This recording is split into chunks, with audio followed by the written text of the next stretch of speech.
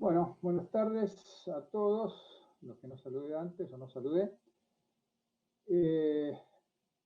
Vamos a empezar entonces nuestro webinar o webinario, como se dice hoy día. Esto es una presentación del Centro de Estudio de la Situación y Perspectiva de la Argentina, que es nuestro centro de investigación que funciona en el ámbito de la Facultad de Ciencias Económicas. Y en esta oportunidad lo que voy a presentar es un ejercicio muy acotado, pero muy concreto, en torno de las posibilidades del transporte público en las condiciones actuales de la pandemia producida por el COVID y en consecuencia las limitaciones que hay para una plena liberalidad en la movilidad, sobre todo en transporte público. Nuestro esquema de trabajo va a ser aproximadamente una presentación de unos 40 minutos y después abrimos a las preguntas. Les voy a pedir ahora a todos, por favor, micrófonos cerrados. Bueno, creo que lo tienen todos cerrados en este momento. Y el tema de las preguntas, en principio las vamos a canalizar por el chat. Ustedes pueden ir formulándolas a medida que avanza la exposición. Y después yo las responderé leyéndolas, digamos, desde el chat correspondiente.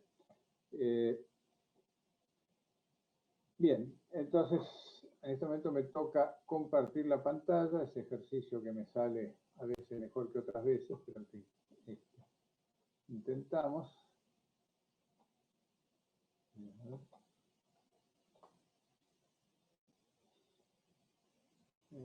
Bien, entiendo que... un momentito, un segundito, por favor. Bien, entiendo que está correctamente compartida. A ver, alguien que me diga, levante el silencio del micrófono un segundo y me confirme, por favor.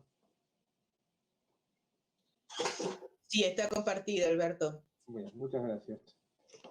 Bueno, entonces, como les decía, por favor, apaguen micrófonos ahora, hagamos preguntas solo por chat. Después, si tenemos posibilidades de un diálogo así, más persona a persona, lo habilitamos, no hay problema, pero queremos evitar, digamos, intervenciones muy largas o dar la posibilidad de ir formulando las preguntas y se vayan presentando a medida que avanza la exposición. Entonces, como les decía, el objetivo del trabajo es esencialmente ver qué restricciones enfrenta el transporte público, el transporte colectivo público en el AMBA, en la área metropolitana de Buenos Aires, en función de la epidemia del COVID y en consecuencia las demandas de fuerte distanciamiento social. Yo voy a hacer eje en una variable muy concreta, pero vamos a tratar algunos temas más, pero el eje en concreto es qué demanda de parque móvil va a tener el autotransporte público de pasajeros.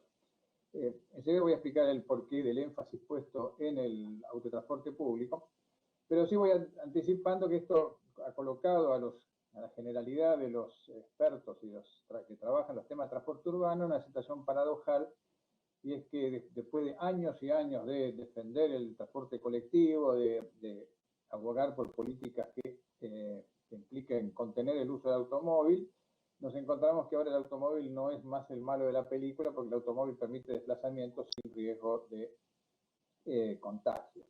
Y que ahora el transporte público ha sido puesto en una posición que, digamos, a nosotros como expertos que hemos defendido siempre el transporte colectivo, nos resulta así extraña, resulta bizarra, y de hecho uno de los puntos que vamos a hacer énfasis al final es que hay que dar a entender que esta desénfasis en el transporte público tiene que ser entendido como un paso transitorio, como una situación transitoria que se va a superar. Entiendo yo, y sobre esto no quiero abrir ahora discusión, que la pandemia tiene que ser un episodio relativamente breve.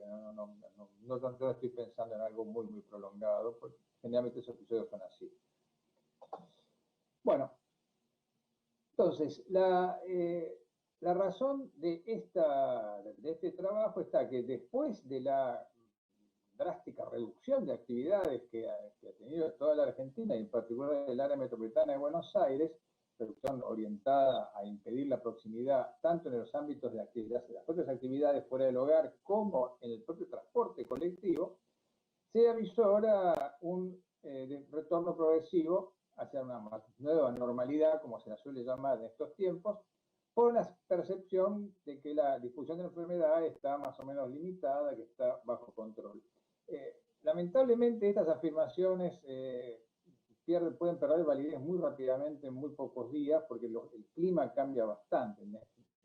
Decir esto hoy, cuando estamos viendo un recrudecimiento de las restricciones, sobre todo en la Cava, en la ciudad autónoma, con un aumento de casos, suena un poco, digamos, fuera de época, pero es que las épocas en estos tiempos cambian muy rápido.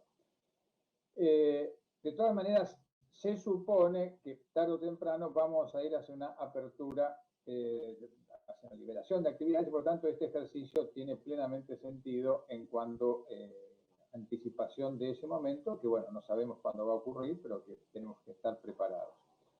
Hay algo que yo enfaticé acá, en el slide, pero no lo dije verbalmente, es que lo que está hecho hasta ahora es esencialmente un diseño metodológico muy general, digamos, con cierta elaboración, pero no muy desagregado, y que básicamente digamos, uno lo alimenta con información que dispone. Es una manera de testear, de probar este diseño y si llegar a algunos resultados que van a ser interesantes, que van a ser ilustrativos, pero que no se pueden tomar como definitivos porque digamos, se necesita mucha más información, mucha mayor desagregación territorial de lo que vamos a hacer acá. Pero entendemos que este tipo de ejercicio es siempre un primer paso que uno hace, sobre todo porque se hace más o menos rápidamente. Son ejercicios que se pueden hacer sin mucho empleo de recursos y pueden dar una primera percepción que es un marco referencial importante. El punto crítico en el transporte, como les dije antes, es el transporte colectivo. Yo voy a usar público y colectivo como sinónimos, eso técnicamente no está bien, pero en realidad el concepto correcto es el transporte colectivo, el transporte donde en un mismo vehículo se reúne mucha gente que hace viajes individualmente y que comparte un vehículo, un coche de pasajeros del tren o un colectivo, y especialmente por compartir el vehículo es que se da esa convivencia o esa cercanía, cercanía que puede ser también una aglomeración así, que sature la capacidad del vehículo, y que esto es lo que no se acepta por la pandemia del COVID en curso. Entonces, esto implica que los vehículos se tienen que utilizar con una muy fuerte reducción en el nivel de ocupación, por lo cual el transporte se convierte en un cuello de botella, que se convierte en una limitante. Yo, de hecho, creo que la discusión acerca de qué actividades liberar o no va mano a mano con la propia discusión de cómo se puede readaptar el sistema de transporte. Son como dos elementos complementarios muy estrictos entre sí y no hay forma de tratarlos por separado. Entonces, la pregunta es, bueno, estamos en un corto plazo, en una situación en la cual uno está, digamos, constreñido por los recursos disponibles, que no puede ampliar capacidades así rápidamente, y por lo tanto debe actuar con lo que tiene. Entonces, esto implica una llamada, una convocatoria a lograr empleos más eficientes de los recursos limitados que uno tiene ahora para poder dar cuenta de la demanda, satisfacer, digamos, la mayor proporción de la demanda posible. De hecho, la conclusión básica va a ser hasta qué punto podemos tolerar la demanda que uno puede esperar en situación de liberación completa y, o dicho de otra forma, qué es lo que vamos a tener que restringir inevitablemente en la medida que persistan los problemas, digamos, de posible contagio. El autotransporte dentro de los transportes colectivos es el modo central acá. Primero, porque es el más importante en términos de cobertura, lo vamos a ver enseguida, es el que cubre la mayor parte de la demanda del transporte colectivo. En segundo lugar, es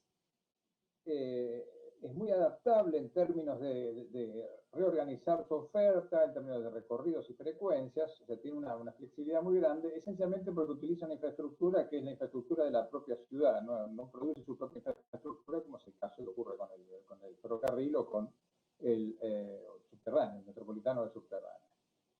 Y por último, tiene la posibilidad de incorporar, aunque esto tiene limitaciones muy claras que hay que evaluar en su momento, tiene la posibilidad de incorporar vehículos que no están afectados al transporte público, pero que sí tienen capacidad, digamos, de transporte de personas en colectivos, como les decía antes, el caso de los charters, de las combis, de los ómnibus escolares, que pueden en determinado momento, se puede pensarlos como forma de reforzar determinados corredores. De hecho, voy a dar una sugerencia respecto a eso al final. Bueno, el punto de partida es la situación que vamos a llamar prepandemia, que es esencialmente la situación que uno puede caracterizar al año 2019.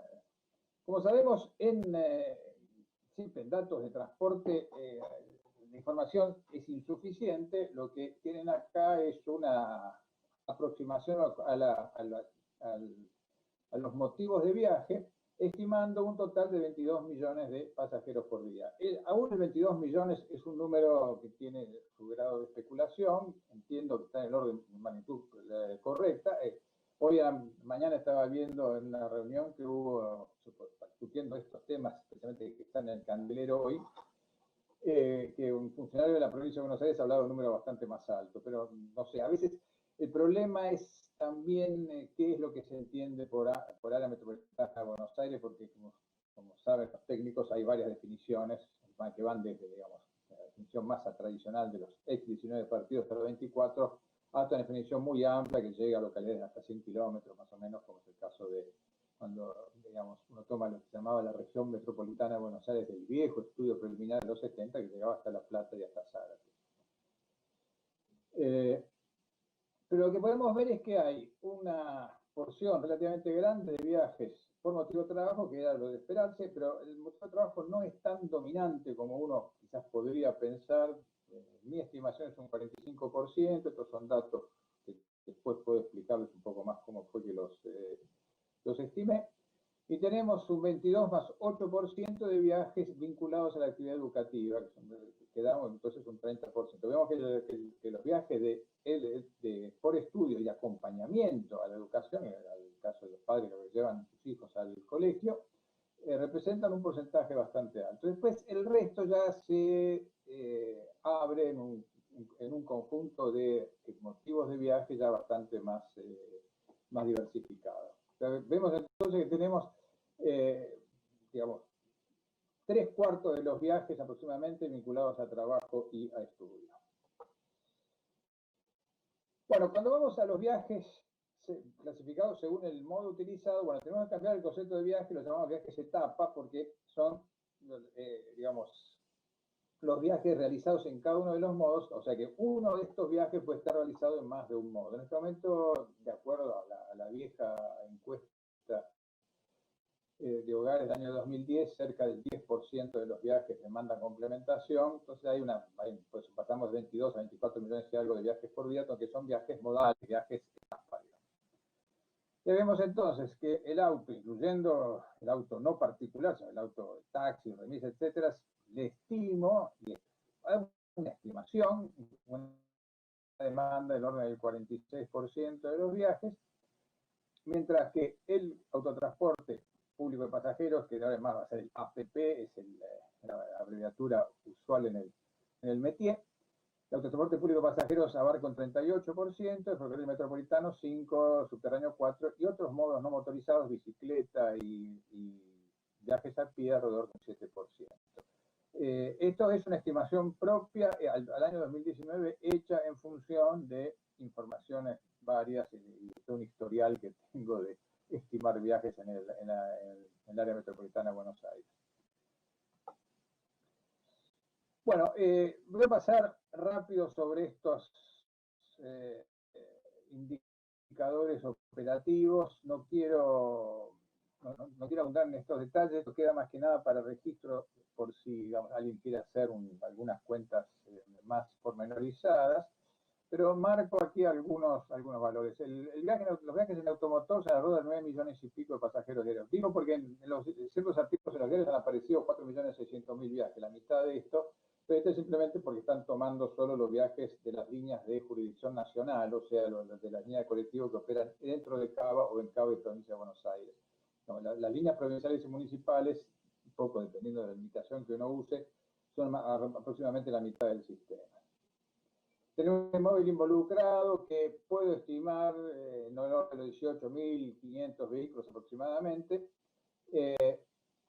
Y después los ramales que se presta el servicio, yo los estimo muy arbitrariamente en el orden de los 1.200. Hay que ver exactamente qué quiere decir ramal, porque esto excluye variantes muy chiquitas, sino que estamos hablando de ramales diferentes. Esto no es líneas, quede claro, ¿no? Porque líneas son bastante menos, líneas deben ser aproximadamente unas 200 y pico, una cosa así, no tengo el número exacto, un poco más, pero cada línea suele subdividirse en una gran cantidad o en una cierta cantidad de ramales. El indicador de rentabilidad más famoso, más utilizado es el índice pasajero kilómetro, que es el cociente entre la cantidad de pasajeros y los vehículos kilómetros realizados, coches kilómetros realizados. Este índice está en alrededor de 2,3, que es aproximadamente un valor que se ha mantenido históricamente con sus más y sus menos. Esto es importante porque después tenemos que compararlo con el índice que va a surgir cuando veamos cómo se tiene que reestructurar la oferta. Para el caso del ferrocarril metropolitano y subterráneo, tenemos esta cantidad de viajes. Recording is on. Tenemos esta cantidad de viajes, 1.200.000 en el metropolitano, un poco menos de 1 millón en el subterráneo. El subterráneo ha tenido un aumento de tráfico bastante interesante en los últimos años. Y tenemos estos niveles de carga media, estos niveles de carga media por coche, que en un análisis de pico que después puedo explicarles un poco más, nos daría un máximo estimado de 156 pasajeros por coche en el metropolitano y 80 pasajeros por coche en el subterráneo. Esta es la carga máxima, o sea, la carga en hora pico, que por una serie de cálculos para el colectivo y la carga máxima. Esto es importante porque la carga máxima es el punto que uno tiene que tomar como referencia para diseñar una oferta que permita una descongestión y permita la distancia, digamos, necesaria para atender a los requerimientos de salud. Entonces, este indicador es muy, muy importante. Bueno, ¿cuál fue el procedimiento que les explico? Acá está esquematizado, después hay un gráfico un par de diagramas más detallados, pero quizás entiendan sobre todo esto que es lo más, lo que es lo más conceptual. Esto está dividido en dos partes, en el caso de autotransporte y en el caso de red ferroviaria. En el caso de autotransporte es determinar el parque automotor necesario para atender a la demanda de distanciamiento que plantea la epidemia, pero incluyendo también algo que intenta cambiar las condiciones de prestación actuales. Como vamos a ver enseguida, esto se refiere esencialmente a redistribuir frecuencias entre los ramales para evitar tramos de muy baja carga, o sea, quiere decir que, digamos, acortar los recorridos que implican colas muy largas, sobre todo hacia el conurbano, que tienen cargas bajas, entonces reforzar la frecuencia en los tramos más cargados. Implica algunas reformas operativas que permitan, por ejemplo, el retorno en vacío de los coches cuando regresan en hora pico para poder llegar más rápidamente a retomar el tramo más cargado. Implican también algunas medidas que apunten a reducir el pico de demanda. Yo esto lo voy a explicar un poquito ahora enseguida. Entonces, con estas correcciones de oferta y con una cierta dimensión de la demanda de viajes, introduzco cuál es el factor de ocupación de domicilio por el COVID y determino cuál es el parque necesario. Obviamente el parque necesario va a depender del dimensionamiento de la demanda de viajes, o sea, que quiere decir cuánta demanda de viaje voy a dejar que se manifieste en el transporte público. En el caso del ferrocarril, bueno, voy a plantear algún incremento posible de oferta que les anticipo es bastante bajo, soy bastante escéptico en este punto. Después, dimensionar a partir de la dimensión de la demanda de viajes, ver cuál es la derivación que se tiene que producir el autotransporte por exceso de carga. O sea, al ferrocarril le vamos a poner un límite y a partir de eso toda la demanda excedente se va a trasladar al automotor. Y con esto determinamos cuál es el parque necesario. Entonces, el parque necesario va a ser la suma del parque que proviene de la red ferroviaria y de la red de autotransporte público. La hipótesis básica es que va a haber una demanda sin restricciones por la pandemia que va a ser igual a la demanda de 2019. Es posible que la demanda que siga, digamos, a todo este episodio sea más baja por el bajón de la actividad económica, pero el cálculo hay que hacerlo con cierto margen. Yo no me animo a decir que la demanda va a ser 10-15% más baja con respecto al 2019. La verdad que no tengo elementos para esto. Y de todas maneras, si hay una cierta retomada de la actividad económica, esa demanda se va a recuperar más o menos rápidamente. Entonces, este es el detalle de cálculo ya con mayor apertura.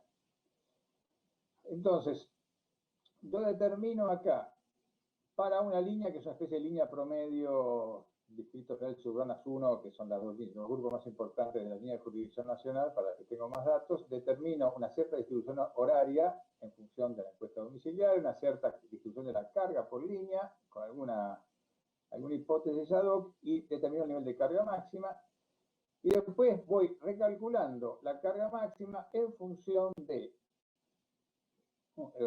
medidas de estabilización del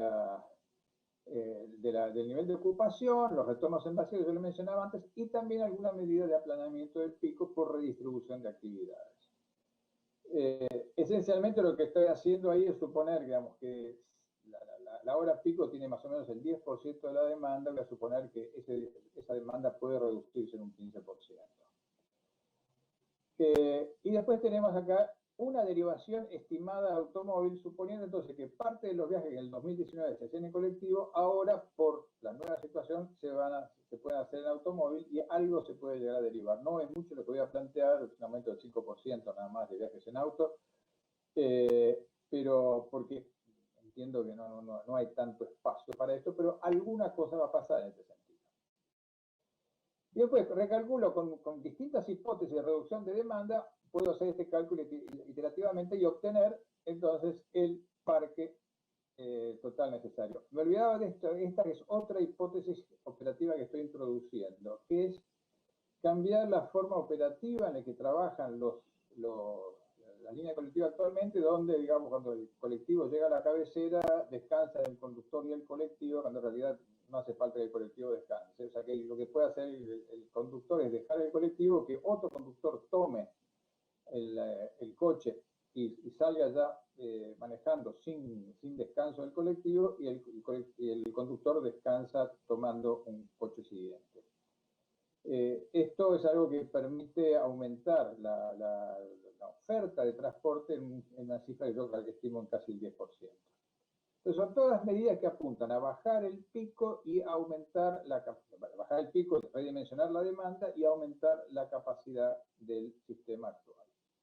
Entonces, con todo esto, digo cuál es el parque total requerido y lo voy a comparar con respecto al parque existente. Con el caso del ferrocarril, el cálculo es más o menos como yo les había descrito antes, simplemente es derivarle, digamos, suponer un cierto incremento de oferta, una cierta derivación al auto, que va a ser similar a la que supuse para el autotransporte, y después entonces voy a tener que ajustar la demanda en función de la restricción de actividad y decir, bueno, con todo esto, la parte de la demanda que se dirige al ferrocarril y que no puede atender el ferrocarril, en cuanto redunda en demanda de parque para el autotransporte. Obviamente el cálculo va a mostrar que va a haber restricciones muy fuertes, ¿no? Esto no hay duda. Entonces este cálculo demanda ciertos supuestos, no voy a entrar en detalles ahora, esto en parte repite información que yo les había dicho antes. Les marco esto de acá, entonces 10,3% de viajes en hora pico, que de acuerdo a la encuesta domiciliaria procesada está entre las 7 y las 8 de la mañana. Una carga media en hora pico en función de esto de 35 pasajeros y una hipótesis que esta la marco en rojo porque es una hipótesis arbitraria, razonable, pero que tiene mucha sensibilidad en los resultados, por lo tanto hay que ponerle el ojo ahí muy en detalle. Entonces, suponiendo que la carga máxima, el tramo más cargado, dentro de la hora más cargada, es 50% más alto. Eso quiere decir que el tramo más cargado del colectivo estaría con 53 pasajeros a bordo. Las cosas que uno ve dicen que esto puede pasar seguramente, el número no está mal, pero es un número que no lo tengo, digamos, identificado y controlado, sino que está, digamos, es una estimación razonable. Bueno, ahí hay un factor de direccionalidad que es de 0,7. Fíjense ustedes cómo voy a hacer el trabajo con respecto al aplanamiento del pico. Si yo tengo el 10% de la demanda y en promedio en la mañana por hora la demanda es el 6,5%, si yo pudiera aplanar totalmente el pico, diría, bueno, tendría el 6,5% de la demanda y esto bajaría considerablemente la ocupación en la hora pico. Pero yo voy a suponer que solamente esta reducción se puede lograr en un 50%. Quiere decir que del 10 vamos a pasar al 8 y algo y no al 6,5. Bueno, este cuadro que es de lectura medio compleja, no les muestro el detalle porque es más complejo todavía, pero intenta mostrar lo siguiente, cómo se van acumulando los efectos de estas distintas hipótesis de cálculo. En la hora pico teníamos casi 53 pasajeros, tenemos casi 53 pasajeros ahora, y después voy a suponer una reducción de frecuencias, una redistribución de frecuencias a lo largo de los recorridos, eso que yo les explicaba antes, y esto permitiría una reducción que suponga el orden del 16%, una cosa así. Retornos en vacío, supongo un 2% sin mayor cálculo, es una hipótesis moderada, no creo que se pueda hacer mucho más, porque de hecho en parte se está haciendo ahora ya esto. Tenemos la reducción de los picos de demanda, este paso del 10 al 8% que yo les explicaba, que permite bajar a 35 pasajeros por coche en la hora pico, en el momento pico, y supresión de detención de la detención de cabecera del vehículo y recambio de conductor baja el nivel de ocupación en un 10%. Y por último, la derivación de viajes al auto, que significaría la reducción del 6% en la demanda de transporte público, nos llevaría en definitiva a que el nivel de carga máxima estaría en el orden de 30 pasajeros. Entonces tenemos que ver si pues, estos 30 pasajeros son compatibles con las restricciones que plantea la cuestión de salud pública. Bueno, acá hay el cálculo similar para el caso de la actividad ferroviaria, pero esto es mucho más sencillo porque simplemente es derivación al auto y incremento posible de la oferta, que como les dije, es más bien optimista, entonces nos daría este tipo de estos valores de carga en la hora pico, que son valores bastante altos, seguramente porque son más que los pasajeros sentados. Bueno, una pregunta crucial acá es cuál es el nivel de carga admisible. Y esto hay varias versiones, porque digamos, se han tomado medidas distintas, han circulado valores diferentes. Lo que yo te propongo acá es un distanciamiento de 1,5 metros entre pasajeros, lo cual implica dejar un asiento vacío, una cosa por el estilo en un colectivo, y lo cual da una superficie por pasajero propia del pasajero, digamos, que no tiene que ver con pasajero, de 2,25 metros cuadrados. En función de las dimensiones de determinados coches, en los tres modos, saco entonces cuál es el nivel de carga máxima admisible, que es de 13 pasajeros para el autotransporte, 32 para el ferrocarril metropolitano y 20 para el ferrocarril subterráneo. Acá ahí tiene una indicación de que implicaría tener, ¿cómo sería la carga? Un pasajero sentado y uno parado por hilera, 14 sentados en el subte, etcétera, etcétera. Piensen en el caso del autotransporte, las unidades normalmente tienen una capacidad de 27 y 30 asientos aproximadamente, o sea que esto implica que el colectivo va por la mitad. se está hablando de niveles de ocupación más altos. En estos días que se está discutiendo la reserva previa en el ferrocarril metropolitano, se habla de todos los pasajeros, de todos los asientos ocupados, lo cual da, en vez de 32, da bastante más que eso. Pero no sé, vamos a ver qué se resuelve al respecto. Bueno, con respecto a la contención de la demanda de viajes, hago una primera hipótesis que va a ser como un núcleo central y después voy a hacer una sensibilidad. Es decir, en el caso de viajes a trabajo va a haber una reducción del 15%, que corresponde a una reducción en educación del 100%, cosa que no va a haber actividad educativa, y una reducción del comercio del orden del 50%. Los viajes por estudio se anulan y después tenemos reducciones moderadas en los otros viajes, menos en salud, y obviamente reducción completa en el caso de viajes por recreación. Esto hace que la demanda se reduce, de acuerdo a los motivos de viaje que yo les presenté antes, en el orden del 46%. Esto no es más que una hipótesis razonable. Después, bueno, habrá que ver cómo se instrumenta esta reducción. Y, insisto, esto después entra en interacción con el propio sistema de transporte, porque digamos, de alguna manera lo que yo estoy suponiendo acá es que todos estos viajes tienen la misma composición, digamos, en cuanto a su ubicación territorial, o sea, son todos viajes iguales, y esto obviamente no va a pasar así, porque hay viajes que son más cortos y viajes que son más largos. De todas maneras, tener el origen-destino de viajes por motivo es un lujo que no nos podemos dar en este momento en el área, así que cualquier desagregación que hagamos va a ser altamente tentativa, para no decir poco confiable.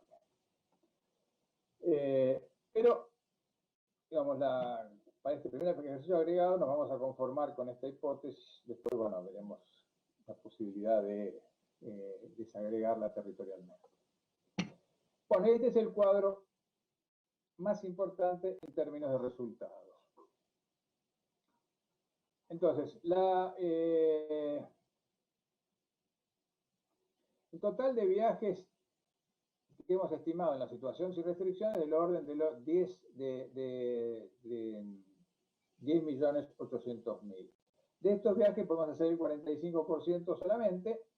Perdón, acá hay un error. Perdón, les pido mil disculpas. Acá hay un error, no, fue una distracción. Perdón, no miren este total porque no está bien. De estos son los viajes que van a realizar el autotransporte y el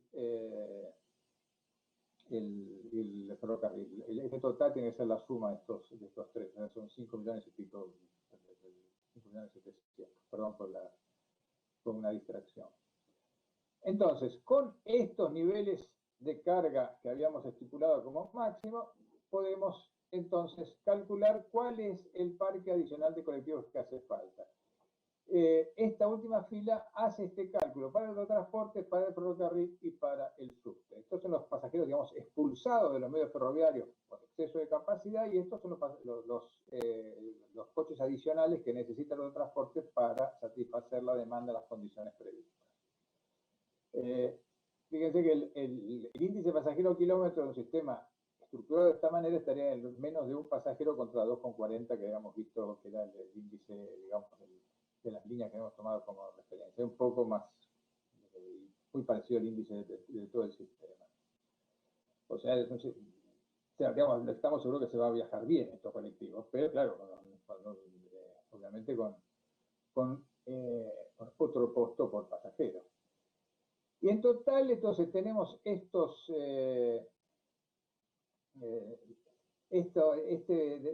demanda adicional de parque, que son más o menos 5.600 vehículos sobre un parque actual de 18.000. Un aumento del 30% para poder atender la demanda así estipulada, la demanda, digamos, de que sea 55% de la demanda normal, mientras rijan las condiciones de distanciamiento social. Fíjense ustedes, como anoto ahí abajo, que más de la mitad del parque necesario proviene del ferrocarril. Pues simplemente hace falta ese parque solamente para descargar al modo ferroviario, a los modos ferroviarios, por el nivel de carga que tienen ahora.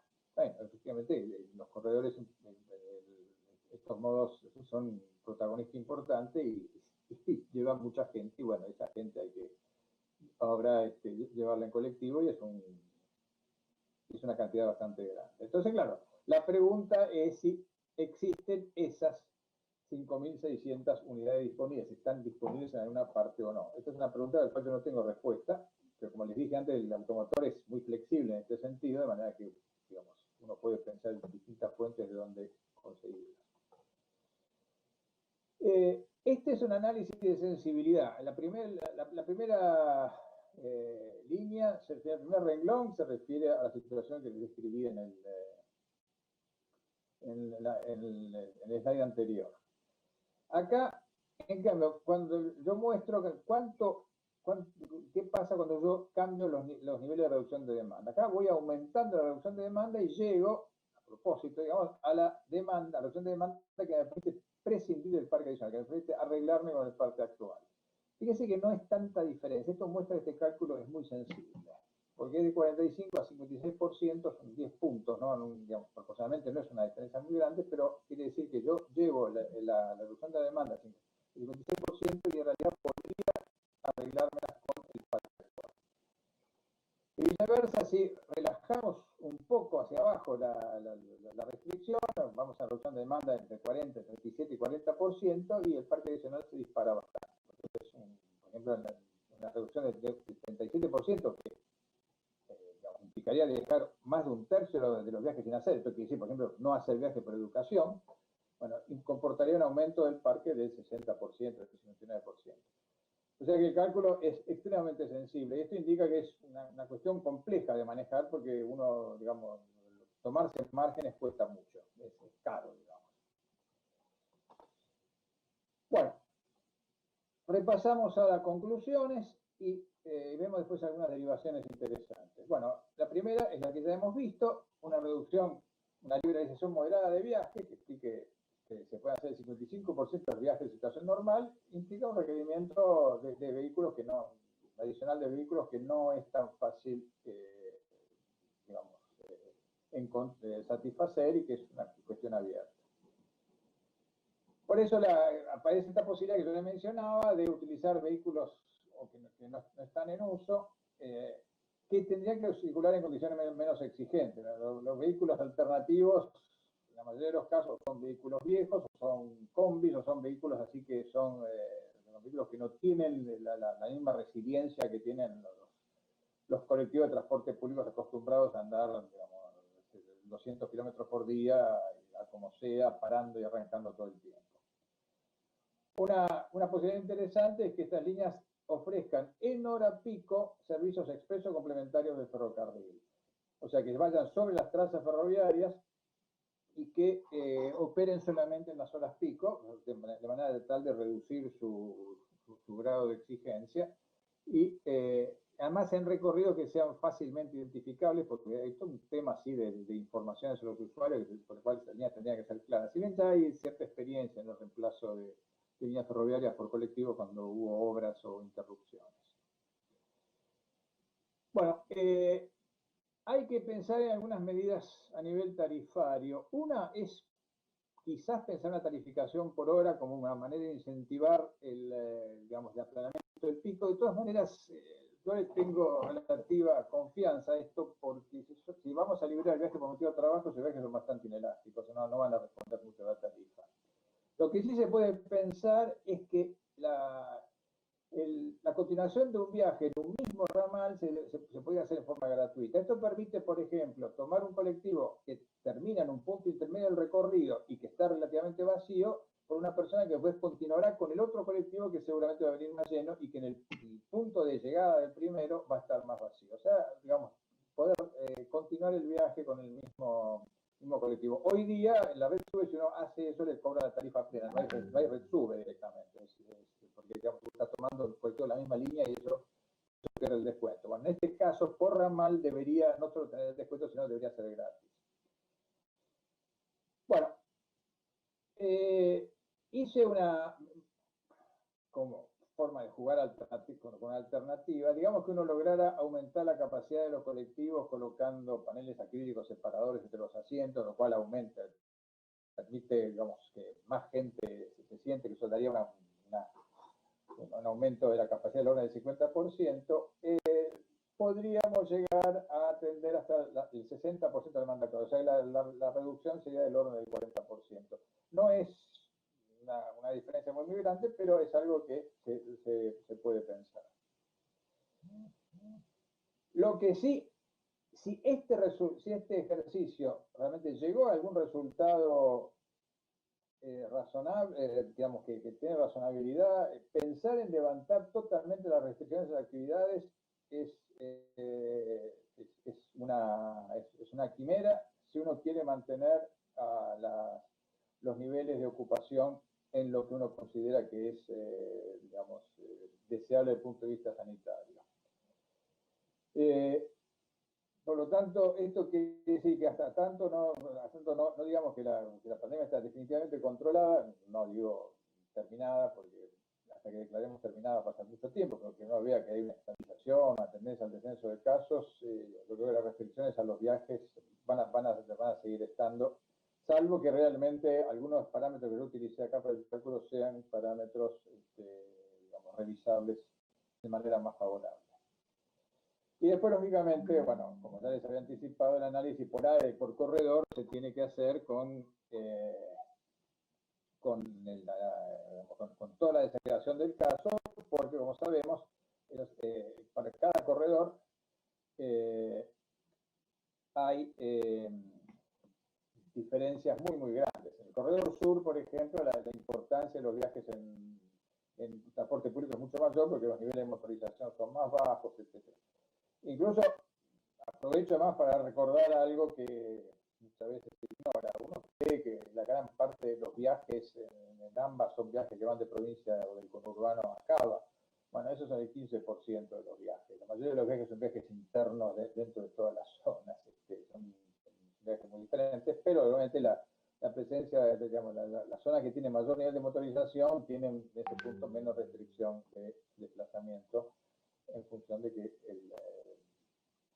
pueden, digamos, prescindir del transporte público.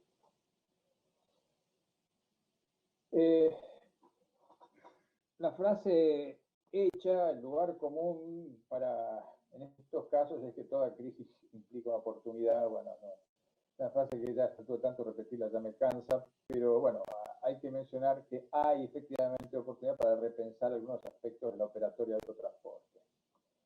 En primer lugar, creo que se puede pensar seriamente como algo permanente eso de diferenciar la rotación del vehículo y del conductor, porque eso implica un uso más eficiente de los vehículos y de hecho una reducción de costos para el operador.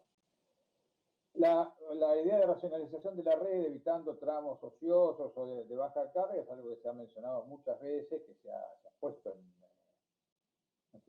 sobre el tapete muchas veces.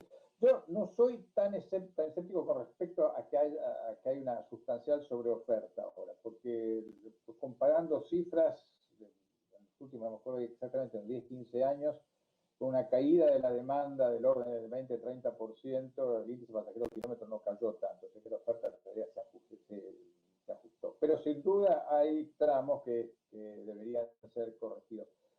Esto incluso tiene que ver con las propias políticas que a veces tienen las empresas de operar tramos a pérdida como una manera de expandir el negocio. Esa especie de inversión que hacen es un aspecto histórico de los operadores de transporte y que hoy día en realidad habría que corregirlo. De todas maneras, lo que se tiene que evitar es hacer ahora cualquier redefinición drástica de la red. O sea, hay que pensar más que nada en ajuste de frecuencia, ¿no?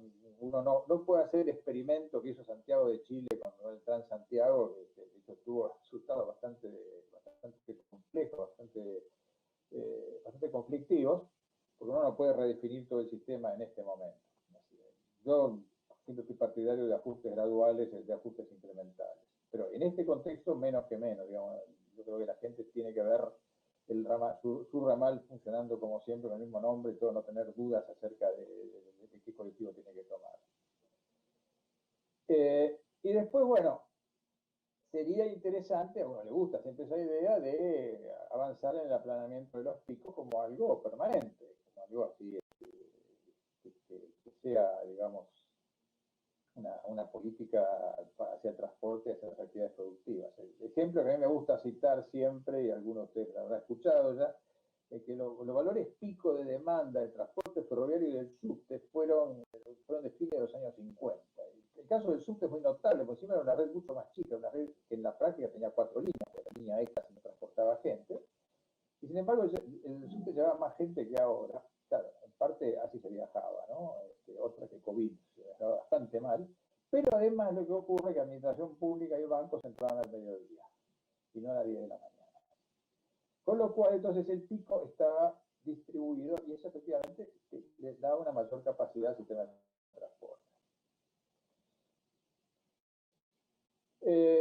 Bueno, como les decía al principio, es muy importante que las autoridades expliquen que el uso del transporte, la restricción al uso del transporte público es una medida transitoria y que la visión estratégica es siempre que la de desalentar el uso del auto. Digamos, lo que pasó con las tarifas del colectivo después de la crisis del 2001, que quedaron congeladas, después fue muy difícil levantarlas, es una lección importante, porque uno cae en esas trampas donde después es complicado revertirlas. Un aspecto sí que se menciona siempre, está siempre presente, todo el mundo sabe que no tiene efectos muy importantes, pero siempre se menciona, es el impulso al uso compartido del auto. Eso hoy día está agilizado por aplicaciones que trabajan al estilo, digamos así, de esas aplicaciones donde cada uno hace un juicio del otro, sí, se portó bien en el viaje, manejó bien, etcétera, y con eso entonces van ganando puntos, ganando prestigio y todo ese tipo de cosas que permiten las aplicaciones. Eso es algo que puede llegar a tener una contribución quizás interesante. En este momento estamos en un factor de ocupación de 1,2, 1,3 en este momento, en 2019, y llevarlo hasta 2, que sería el máximo que podría llevar un auto por sistema de distanciamiento, podría llegar a contribuir un alivio más o menos importante. Y hay una cuestión que es estructural, que ya se había planteado antes, pero que ahora gana una presencia renovada, que es el tema del financiamiento. Antes de esta crisis, el autotransporte se financiaba un tercio con tarifa propia y el resto era todo subsidio estatal. Yo no veo mal que se subsidie al transporte público, esto se hace en muchos lados, es una manera de favorecer el auto. Yo creo que el subsidio tuvo un impacto en este sentido, bueno, no voy a hablar de esto ahora. Pero el punto es que digamos, este financiamiento hoy día se torna una cuestión mucho más seria, porque, como hemos visto, digamos, de un transporte que en vez de tener un índice de pasajeros kilómetros de 2, porcentaje muy, muy alto de sus pasajeros, y por lo tanto demanda más subsidios que demandaba antes. Lo que hay que pensar, y tener un momento para pensar, para ejecutar estas cosas, pero sí para pensarlas, hay que pensar en financiamiento que sea sostenible y en lo posible con origen en la propia región, para evitar todas estas discusiones que hemos tenido acerca de que, bueno, por qué la provincia de Jujuy tiene que financiar el déficit del automotor en Buenos Aires, etc. Bueno, con esto cierro la presentación en el tiempo más o menos previsto, de manera que ahora voy a pasar a ver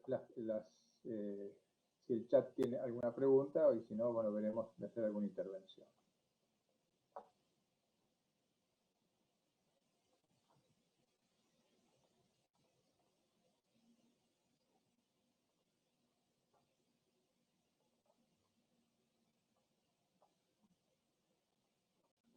Bueno, preguntas, no estoy encontrando ninguna. No sé si alguien quiere, a ver, acá, ¿cómo afecta?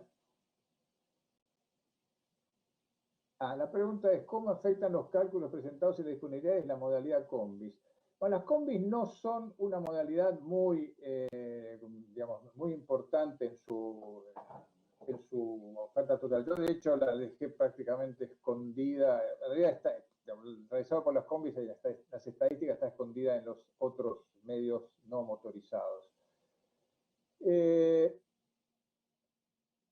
Digamos, entonces en el cálculo yo realmente no la consideré, es una participación marginal. Sí se puede pensar en las combis como forma de refuerzo para el transporte público, sí, pero de todas maneras van a tener las mismas restricciones de capacidad que los colectivos, de manera tal que vamos a estar hablando de, no sé, de 4 o 5 pasajeros por combi grande, no más que esto.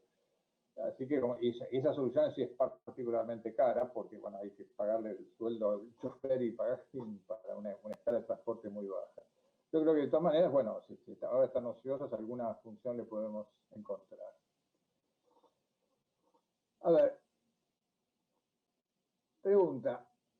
¿Qué posibilidades hay de incorporar masivamente el transporte de larga distancia y ocioso al sistema público de corta distancia?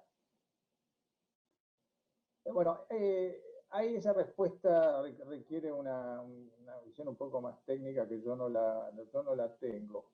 Por sentido común, bueno, hubo en el pasado líneas que operaron al mismo tiempo parque de media distancia y de larga distancia. Yo me acuerdo del caso de la vieja Río de la Plata, que operaba en un tipo de servicios a la costa y utilizaba en invierno el parque que iba a la costa como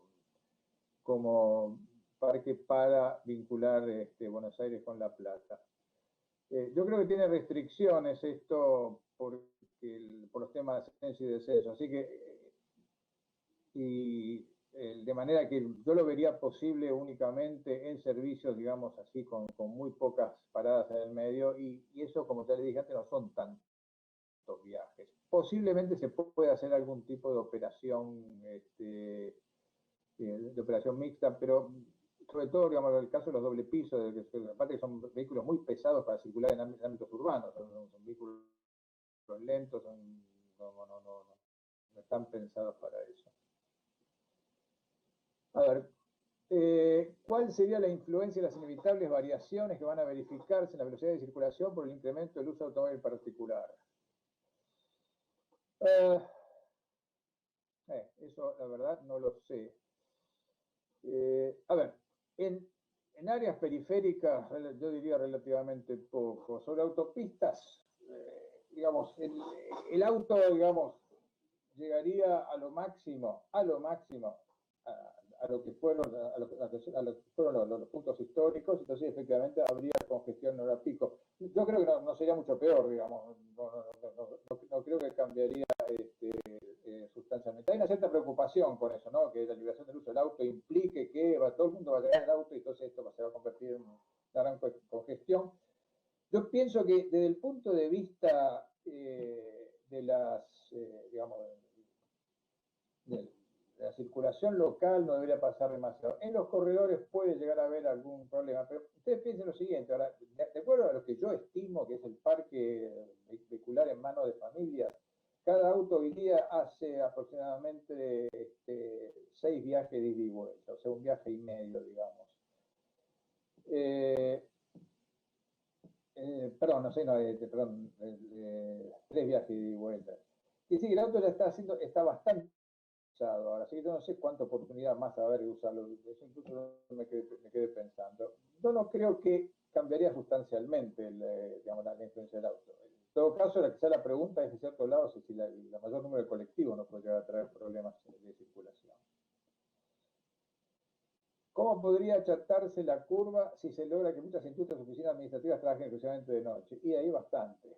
No tengo un número claro, pero digamos, eso claramente podría, incluso podría invertir los picos en algunos casos. Ese movimiento en contra que se ve, de hecho, acá en los corredores zona norte, se ve a veces un movimiento importante hacia la tarde, hacia el centro. Eso sería, digamos, un efecto interesante. Yo no puedo dar una cifra para esto realmente no lo he investigado. Bueno, ¿cómo se financia la incorporación de un 30% más de parques y con el actual ya incumplimiento de las compensaciones? Bueno, sí, claramente. No, yo no estoy planteando de todas maneras que haya que comprar 30% más de parques, ¿no? Porque yo, como les dije antes, mi percepción es que no va a haber, que no va a haber pandemia para siempre, digamos. En el espacio de menos de un año, o un año, cuando mucho, yo creo que ya vamos a estar en una situación de control, esto es lo que se está viendo en otros lados. De manera tal que nadie está planteando que hay que financiar más parques. Lo que hay que hacer es conseguir parques de donde pueda haber disponibilidad actualmente. no estoy pensando en comprarlo, ni mucho menos.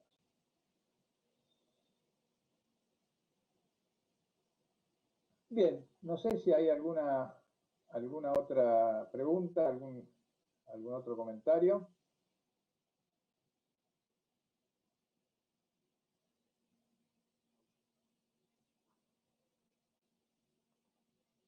Bueno, entonces en este caso tenemos un poquito más de tiempo. Le invitaría, si hay alguien que quiere hacer alguna intervención in voce y escuchar otra voz además de la mía, queda cordialmente invitado.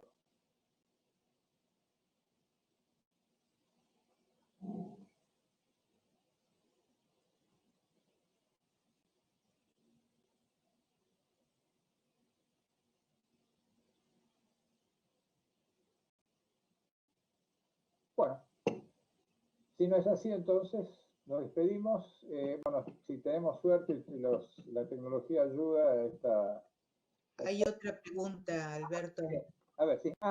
Chat. Un segundo, Alberto, discúlpame, pero no fui hábil como para tipear este mensaje. La pregunta que hago es si ese pico se puede disminuir estableciendo durante el periodo transitorio un desfasaje de horarios de entrada y salida de los empleados en el área del AMBA.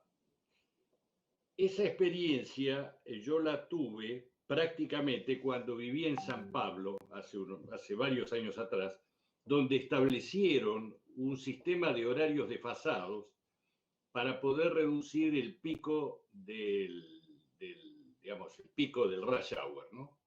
Y entonces había entradas a las 7, a las 8 y a las 9 y salidas a las 4, o sea, a las 16, a las 17 y a las 18 horas.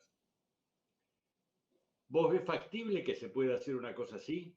A ver, realmente no te voy a dar una opinión puramente, digamos así, aficionado en esto, porque la verdad que no lo tengo estudiado. Daría la impresión que sí, aunque creo que esto es más factible para el caso de empleos administrativos, que no hagan trabajo de línea, digamos, ¿no? En fábricas, en esos lugares, eso debe ser más complicado, por eso tiene que ver con los turnos que se establecen en las fábricas y sería una cosa que sería más compleja de hacer. No creo que no se pueda hacer. Bueno, yo mismo les di el ejemplo de bancos y administración pública hace años, digamos, que estaban desplazados en 2 horas y funcionaban bien. De hecho, en el caso de los bancos no sé por qué fue el cambio. Ese cambio fue durante el gobierno militar, si no me equivoco. Pero sí me acuerdo cuando fue el cambio en la administración pública, porque yo estaba en la administración pública casualmente, que fue durante el gobierno de Alfonsín, y ahí el propósito fue esencialmente reducir el doble empleo por parte de los empleados públicos, dicho expresamente, digamos, quitarle la posibilidad de que tengan alguna changa a la mañana. Así que yo pienso que eso se podría hacer. Ojo, yo estuve mirando números, no son números así enormes de empleo. ¿No? El empleo fuerte no es mayoritario, pero fuerte es industria y sector comercio. En el caso del comercio es un sector, bueno, que tiene una diversidad muy grande, así que ahí habría que ver más en detalle. No, pero el trabajo ese tema yo no lo traté acá, me limité a poner una hipótesis así entre razonable y optimista de que eso efectivamente puede tener un impacto interesante. ¿Cuándo fue esto de San Pablo? ¿Qué año fue? Eso fue exactamente en el año 90. En el 90, claro. No, estaba pensando, no, pues sí, porque yo viví en San Pablo, pero años antes y no había vivido nada de eso. ¿Qué efecto tuvo eso? Muy bueno. Muy bueno. Yo lo padecí personalmente porque yo iba a la fábrica en coche y tardaba mucho tiempo, ¿no? Y se me redujo el tiempo pero sustancialmente. Fue muy bueno. Interesante, sí. Bueno, San Pablo tiene un problema de congestión que no son los de Buenos Aires, ¿no? Es bastante... Ahora, coincido contigo que es exclusivamente para empleos administrativos. Por supuesto que no sirve para cadenas de armado ni para fabricación, es exclusivamente, pero se puede manejar el tráfico logístico, por ejemplo, de tal manera que las cargas y descargas de los supermercados, hay una cosa que facilita el tráfico. Entonces, el nivel de ocupación del autotransporte público se hace más eficiente porque puede circular a más velocidad. Entonces, la frecuencia de uso aumenta sin necesidad de usar más vehículos. Sí, pero hay un tema. En el caso de logística, yo sospecho que a los operadores logísticos no les va a gustar esa idea. Porque el just in time funciona bien en la medida que es a la hora que lo quiero.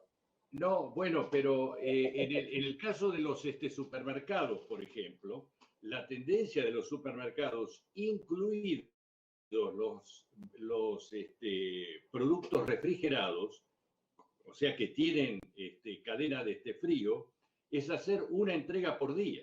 Sí, eso lo conozco, sí. Ah, entiendo. Entonces uno negocia con el supermercado que fije determinado horario de entrega. Sí, entiendo el punto. Sí. Sí. Eso es posible, sí, es posible. Acá hay una pregunta: ¿qué especies internacionales se están dando en las grandes ciudades, capitales europeas que están reabriendo actividades? De eso no tengo información, eso es algo muy reciente, la verdad que eso no lo he mirado. Además, no sé, ahí desconfío mucho de lo que dicen los diarios, porque dicen una cosa un día, después porque toman un caso, lo generalizan, etc. Uno tiende a esperar que se decanten un poco los datos. Pero no, realmente no tengo ningún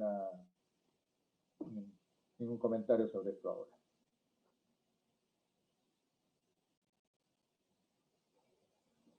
Ahora, no, de vuelta, pregunta: ¿cómo se financia la operación incorporando parque? Yo no estoy pensando en incorporar parque, no estoy diciendo. Yo estoy diciendo que sería necesario conseguir tanto parque de algún lado, no comprándolo. Porque de hecho, cuando se vuelve a la situación de normalidad, ese parque va a estar sobrando después. Y digamos, el horizonte que tiene todo este episodio de restricción no es muy largo, entonces no hay que pensar así en la conveniencia de hacer, digamos, inversiones importantes o digamos, o cosas de este tipo. En la práctica habrá que ver un poco cómo se gestiona esto, porque sería posible pensar, estoy pensando en voz alta ahora, por ejemplo, en una incorporación de parque adicional, un uso más intensivo ahora, y después, bueno, que se vaya, digamos, que el parque más viejo se vaya vendiendo con una especie, digamos, de renovación anticipada sin deshacerse del anterior. Eso sería algo posible para aumentar un poco la disponibilidad de parque, pero no veo un aumento del 30% del parque en esas condiciones. ¿Se imagina un esquema de segmentación tarifaria a partir del uso de tecnología de la SUBE? No sé bien qué es segmentación tarifaria. Si quiere hablar Miguel, no hay problema, tenemos tiempo. Sí, usted mencionaba, Alberto, el tema del ajuste tarifario y el tema del congelamiento de las tarifas. Hace ya más de 14 meses que no hay ajuste. Digo, habilitar la posibilidad de segmentar por ingreso a partir de la nominación de la tarjeta, poder hacer un aumento tarifario. Bueno, esto en parte se hace con la tarifa social, después en parte ya está hecho. Bueno, a ver, esto es esa cosa que siempre se puede hacer y siempre hay que bancarse algún error. Esta es la realidad, digamos. Uno puede, digamos, tener todos los mecanismos posibles de identificación de población de bajos ingresos. El riesgo grande, sobre todo, es que son los invisibles, en realidad. Ese es el punto más serio. Yo, digamos, que se termine subsidiando a alguien que en realidad no le haría falta, ese error, digamos, lo soporto, porque eso es un error que vale la pena. Hay un tema de todas maneras, recordémonos que subsidiar el transporte público es también una manera de favorecer el uso del transporte público versus el auto. Si bien ahora no es la onda, no va a ser la onda dentro, espero, de no mucho tiempo. Pero sí lo complicado de estos esquemas, a todos decir, yo no les he estudiado muy a fondo, pero lo complicado de estos esquemas es pescar a los invisibles. O sea, porque hay cierta gente que está en situación muy, muy precaria y que no figura en ningún lado, digamos. Entonces, digamos, si uno sale con un aumento tarifario fuertísimo, puede llegar a fuerte, pesado, decir, bueno, el aumento tarifario, no sé, 50-60% para los que podemos pagarlo, los productores de transporte público, y lo pago, pero resulta que se termina dañando mucho a ciertos sectores que no los vemos. De hecho, yo tengo esto es una sospecha nada más, una impresión, de que la pandemia tendrá como efecto una mayor tendencia a la formalización de la economía argentina. La sociedad argentina está bastante informalizada en una cantidad de aspectos, pero ahora aparecieron ciertas ventajas de la formalización. Por ejemplo, para cobrar el ingreso familiar de emergencia es bueno estar registrado en algún lado, para poder vender es bueno utilizar la tarjeta y no efectivo solamente. Es posible que un efecto de esto sea como que, digamos, para poder que el Estado pueda llegar a donde tiene que llegar y poder tomar medidas para enfrentar esto, y capaz que hay un incentivo a una mayor formalización, pues a una manera, digamos, más, mayor interés por existir. Pero este es el riesgo que yo veo. Estoy de acuerdo que no estoy pensando seguramente que el transporte tiene que ser gratis, nada por el estilo. La cuestión tarifaria es una cuestión que de vuelta va a aparecer ahora, esto seguro.